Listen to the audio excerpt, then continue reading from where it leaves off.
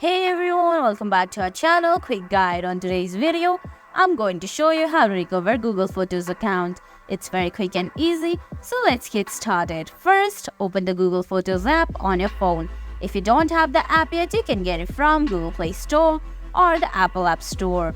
Once you do that, open the app, then on your screen, you're gonna find Get Started button right below the Google account that you're using on that phone. Well, you have to tap on that drop down arrow and scroll down and find Add Another Account button.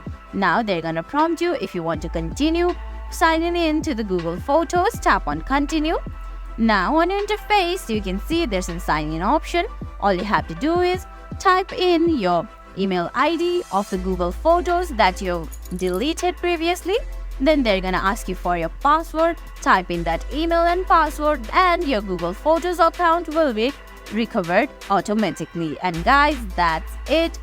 That's how you recover Google Photos account on your phone. I hope you found this video helpful. If you did, please give it a thumbs up, leave a comment, subscribe to our channel and hit that bell icon. See you in the next video.